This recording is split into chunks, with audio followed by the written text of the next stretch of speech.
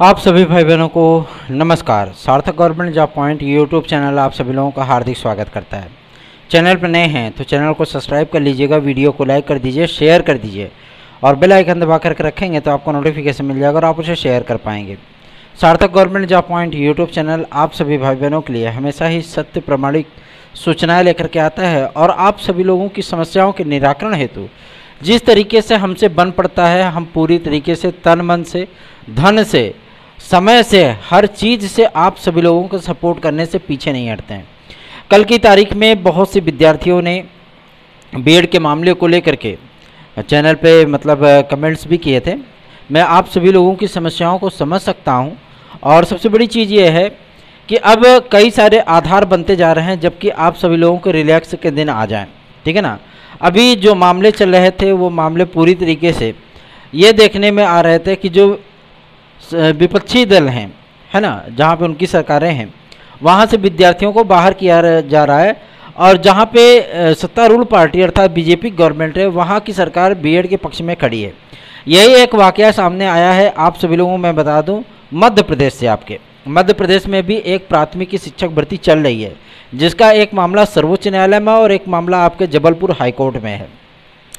Jabalpur high court में उन्होंने जब सरकार के महाधिवक्ता जब उपस्थित हुए थे तो उन्होंने बीएड के पक्ष में बोलते हुए कहा था कि शासन ने गवर्नमेंट ने भेज दिया है पत्र एमएचआरडी और होम मिनिस्ट्री को, साथ ही साथ एनसीटीई को, और हम लोगों का ये प्रयास है कि हम बीएड विद्यार्थियों के लिए स्पेशल अनुमति प्राप्त कर सकें और बहुत जल्दी ये चीज़ें हो भी जाएंगी, ठीक है ना। तो आप सभी लोगों से मैं इस बात के लिए गुजारिश करना चाहता हूँ कि जो निराशा का वातावरण है, मैं मानता हूँ कि काफ़ी सारी चीज़ों में आप सभी लोगों को समस्याओं का अनुभव करना पड़ता है।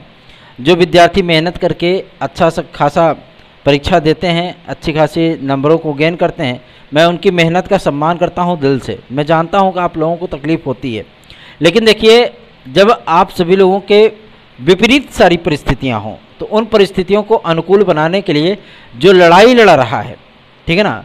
अब ज़रूरी तो ये नहीं है ना कि सारी चीज़ों के डिसीजन तत्काल हो जाएँ। तत्काल के लिए आप लोगों को थोड़ा सा धैर्य रखना होगा क्योंकि एक्शन का रिएक्शन जो है बहुत समय भी लेकर के आता है, बहुत जल्दी भी आ जाता है कभी कभार।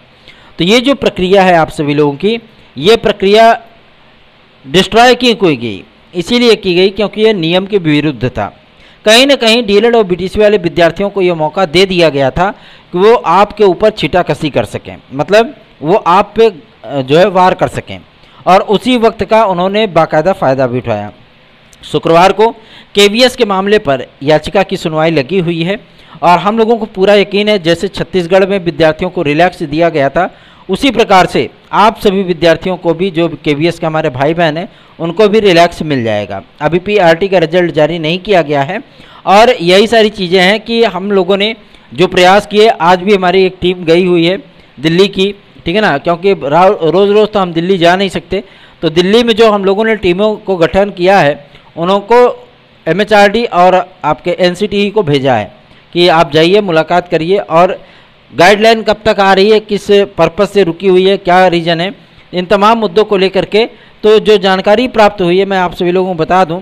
विद्यार्थियों के माध्यम से जो जानकारी प्राप्त हुई है, जो आज एनसीटीई प्रमुख से मिले हैं उनके माध्यम से जो जानकारी दी गई है कि एनसीटीई ने सभी राज्यों को 1-2 लाइन का सूचना पत्र जारी किया था कि आप बीएड के मुद्दे पर खुलकर अपनी राय रखें, ठीक है ना। तो बहुत सारे राज्यों ने अपना जो है जवाब दे भी दिया है, बहुत सारे राज्यों का जवाब अभी पेंडिंग में चल रहा है, ठीक है। और सबसे बड़ी चीज़ ये है कि जैसे ही जवाब कंप्लीट हो जाएंगे, सभी राज्यों के जवाब पूरी तरीके से कंप्लीट हो जाएंगे, क्योंकि सेंट्रल टेरिटरी जो है उसका कोई मतलब नहीं है, वो तो सेंट्रल के हाथ में है ही, लेकिन जो आपके संपूर्ण राज्य का दर्जा प्राप्त हैं, ठीक है ना। दिल्ली में केवीएस है, केवीएस का जो केंद्रीय विद्यालय संगठन सारी चीज़ें हैं उसमें से विद्यार्थियों को बाहर किया जा रहा है, उसकी नोटिस भी जारी हुई है। तो उन विद्यार्थियों के मन में जो झुंझलाहट थी वो हम पे निकली, है ना। मैं समझ सकता हूँ उस चीज़ को और मुझे उस चीज़ से कोई शिकायत भी नहीं है, लेकिन इतना ज़रूर है कि आप अध्यापक बनने जा रहे हैं और उस अध्यापक की जो मर्यादा होती है, जो शब्दावली होती है ना, वो बहुत संयमित और बहुत ही आकर्षक होती है, ठीक है ना। आपको अपनी बातें रखने के लिए कम शब्दों में आप अधिक बातें रख सकते हैं, ये टेक्निक आप में होनी चाहिए।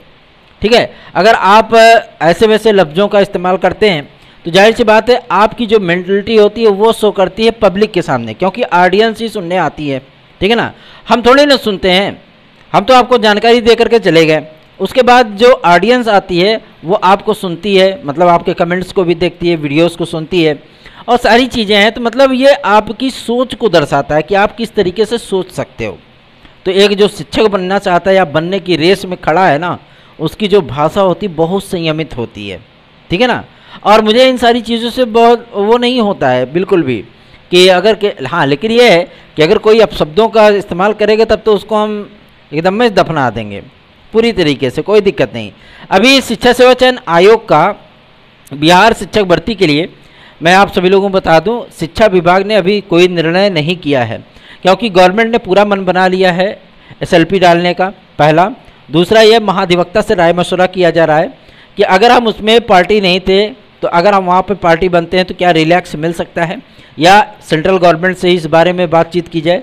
अक्टूबर में आप लोगों को कक्षा 6 से 8 तक के विद्यार्थियों के लिए भी विज्ञापन जारी किया जाने वाला है।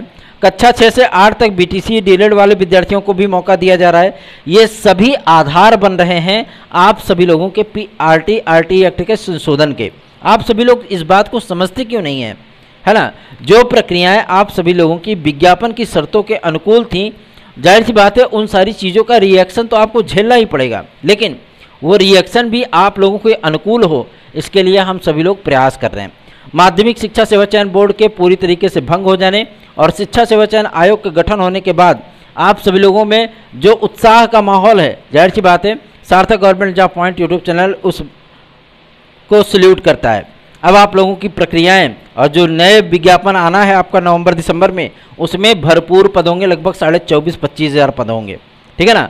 तैयारियों में जुट जाइए। सार्थक government job point YouTube channel आप सभी लोगों को हमेशा ही सत्य और प्रामाणिक सूचना देता है। एक अहम बात, ठीक है ना, RT एक्ट का जो संशोधन मसौदा है ना, पूरी तरीके से तैयार हो चुका है, पूरी तरीके से।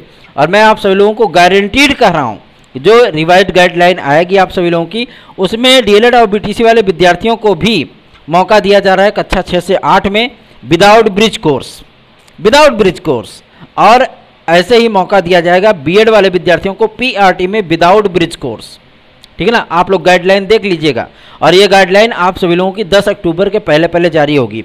हम सभी लोगों को एकजुट रहना है भाई, आप लोग एकजुटता दिखा नहीं रहे हो। विद्यार्थी सुस्त पड़ गए हैं, उनको कोई चीज़ों का कोई मतलब रह नहीं गया है ना। हम सभी लोग कितना फाई फाई करेंगे, कितना चिल्लाएंगे, अगर आप लोग सहयोग नहीं करोगे तो किस तरीके से कार्य बढ़ पाएगा। ना हम आपसे चंदा वसूली कर रहे हैं, ना आपसे हम धन की मांग कर रहे हैं, ना आपसे हम जो है मतलब कहीं कह रहे हैं कि आप यहाँ पर आओ प्रदर्शन करने के लिए, ना आपको धूप में पैदल चलवा रहे हैं। तो दिक्कत किस बात की है। आप सिर्फ सहयोगात्मक रवैया नहीं अपना सकते हो। लाइव स्ट्रीमिंग करें, मैं गारंटीड कर रहा हूँ, लाइव स्ट्रीमिंग करेंगे 700 800 बहुत होंगे, 1000 1500 2000 5000 विद्यार्थी, 5000 तो बहुत हद हो जाएगा। इतने भी लाइव स्ट्रीमिंग नहीं देखेंगे। तो उन आंदोलनों को अगर हमें संसद के विशेष सत्र तक ले जाना है, जो कि आगामी समय में स्टार्ट होने चल रहा है, विधानसभा का भी विशेष सत्र स्टार्ट होने चल रहा है, जिसमें शिक्षा सेवा चयन आयोग जो आपका बना है उसमें संशोधन करके धारा 18 और 21 को जोड़ा जाना है। अब आप स्वयं समझ लीजिए, नियमावली आप लोग बेसिक शिक्षा नियमावली उठा करके देख लीजिए, उसमें स्पष्टता है विद्यार्थियों को सम्मिलित किया गया है प्राथमिक में विदाउट ब्रिज कोर्स, ठीक है ना। और सबसे बड़ी चीज़ ये है, मैं आप लोगों को बता दूं बहुत जल्दी, क्योंकि सेंट्रल से इनको लेटर मिल गया है, और जैसे ही विज्ञापन इसका TET की जारी होगा ना, देख लेना आप, विद्यार्थी इसमें भी सम्मिलित होगा। तब तक TET का विज्ञापन नहीं जारी होगा जबकि NCTE का गाइडलाइन नहीं आ जाता है। ठीक, आप सभी लोगों के लिए जो प्रयास कर रहे हैं ना, वो दिल से प्रयास है मेरे भाई, समझ रहे ना, दिल से प्रयास है। मेरा इससे कोई लेना देना नहीं, कोई वास्ता नहीं। मैं खुद गवर्नमेंट टीचर हूँ, मेरा कोई वास्ता नहीं है BEd डिग्री धारकों से, ठीक है ना। लेकिन आप सभी लोगों को मैं अपना समझता हूँ, अपना भाई बहन समझता हूँ, और वजह यह है कि आपकी समस्याओं को मैं बहुत अच्छी तरीके से जानता भी हूँ और आपकी मनोव्यथाओं को भी समझता हूँ। इसलिए मैं आप सभी लोगों के साथ खड़ा हूँ। जो मेरा सपोर्ट कर रहे हैं उनका भी धन्यवाद, और जो सिर्फ मूक दर्शक बन करके कभी आते हैं, कभी जाते हैं, कभी फिर आते हैं, फिर कभी जाते हैं, ठीक है, उनकी अपनी सोच है, कोई दिक्कत नहीं है। आप लोग अधिक से अधिक वीडियोज़ को शेयर किया करिए। और शिक्षा सेवा चयन आयोग के गठन होने के साथ ही अब सदस्यों की नियुक्ति और अध्यक्ष आदि के चयन प्रक्रिया की पूरी प्रणाली चल पड़ी है, और बहुत जल्दी आप लोगों के सामने पूरी नियमावली भी आ जाएगी किस तरीके से शिक्षक भर्तियाँ होंगी, ठीक है ना। और सबसे बड़ी चीज़ ये है कि एलटी ग्रेड जीआईसी प्रवक्ता के लिए भी अब पेस्ट कसना हम लोगों ने टाइट कर दिया है। अब जब बहुत जल्दी इनका जो है मतलब एक्सीलेटर पकड़ के घुमाएंगे और तत्काल आप लोगों का एलटी ग्रेड जीआईसी प्रवक्ता का विज्ञापन आ जाएगा, ठीक है। अक्टूबर में बिहार सरकार फिर से एक विज्ञापन जारी करने चल रही है जिसका एडवांटेज आप सभी लोगों को मिलने वाला है। निश्चिंत रहें, बेफिक्र रहें। सार्थक government job point YouTube channel को सब्सक्राइब करके वीडियो को लाइक शेयर कर दें और अधिक से अधिक लोगों को चैनल के साथ जोड़िए, ठीक है। सबसे बड़ी चीज़ ये है कि आरटीई एक्ट का संशोधित मसौदा राज्य सरकारों को भेजा जा रहा है। राज्य सरकार उस पर अपना मत देंगे, ठीक है। और उसके बाद जो मीटिंग की जा रही है 26 तारीख को, उस मीटिंग में इस प्रस्ताव को रखा जाएगा कि कितने राज्य सहमत हैं कि पीआरटी में विद्यार्थियों को रखा जाए, बीएड विद्यार्थियों को। तो उन तमाम चीज़ों पर वाद विवाद करने के बाद, ठीक है ना, सारे आंकड़े जुटाए जाएंगे कि किस राज्य में कितने बीएड के विद्यार्थी हैं। सारा आंकड़ा इकट्ठा करने के बाद तब इसका संशोधित विधेयक जो है वो संसद में मतलब पेश किया जाएगा, आरटीई एक्ट में संशोधित होगा। उसके बाद आप सभी लोगों की चयन प्रक्रिया को बनाया जाएगा, फिर गाइडलाइन जारी होगी, ठीक। थोड़ा सा पेशेंस रखिए, धैर्य रखिए, ठीक है ना। सर्वोच्च न्यायालय में मैटर आपका चल रहा है ना, तो कोई आपको परेशानी नहीं होगी। केवीएस के हमारे भाई बहन भी और बीपीएससी के हमारे भाई बहन भी, आप लोगों को चिंतित होने की आवश्यकता नहीं है। आपका भाई आपके लिए प्रयास कर रहा है, सपोर्ट करिए हमारा, ठीक है ना। दिलो जान से सपोर्ट करिए। धन्यवाद। आप सभी का दिन शुभ हो।